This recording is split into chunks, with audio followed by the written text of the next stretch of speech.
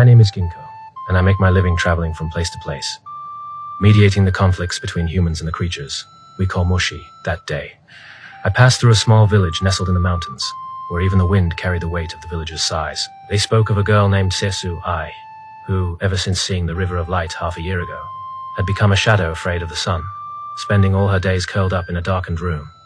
When I pushed open the wooden door covered with coarse burlap, a heavy darkness rushed out to meet me, thick with the damp smell of mold. I stood still for a moment, until my eyes adjusted enough to see a small figure huddled on a straw mat in the corner. Beside her sat a boy, fingers tightly clutching the hem of his shirt. Surely the Aji the villagers had spoken of. "You're the Mushishi, aren't you?" "Aren't you?" Ai's voice floated out of the darkness, as fragile as the flame of a lantern in the wind.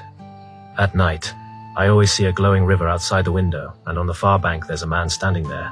But when sunlight touches me, it feels like my eyes are burning. I brushed my fingertips across the copper flask at my waist, a sinking weight pressing down on my chest. It was the work of light Mushi. These Mushi feed on light, nesting inside a host's eyes, turning their pupils into cages that trap every ray. I lit a stick of specially made incense, pale blue smoke slowly spreading through the darkness. I squeezed her eyes shut, her long lashes trembling like frightened wings. Soon, faint silvery specks began seeping out from the corners of her eyes.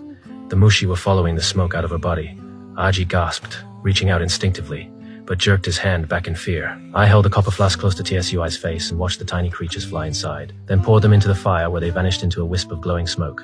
"Child," I said gently, "the Mushi are gone, but your eyes, they'll never see the way they once did." I've spoken those words countless times, but every time they leave my lips, my throat still tightens.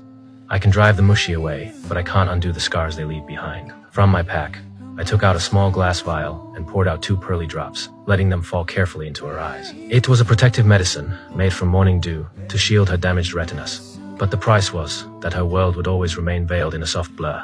When I pulled aside the heavy curtain, sunlight poured into the room like flowing gold. I flinched at first, then froze. Slowly, she lifted her head and touched the patch of light resting on her hand. A smile broke across her face, even as tears slipped down her cheeks and darkened the straw mat beneath her. I had seen this scene too many times, the joy of regained sight always carrying a shadow of grief for what was lost. Before leaving, I placed a hand on Aji's shoulder. "Don't go chasing after the invisible eyelids. That's just the Mushi's illusion to lure its host. Once you cross that boundary, there's no turning back."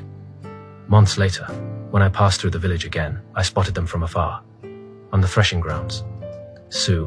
I sat on a low stool while Aji pointed out shapes in the clouds. She squinted toward the sky, lips curved in a small smile. Her vision was hazy, but she could once again feel the warmth of sunlight on her skin. I didn't approach them.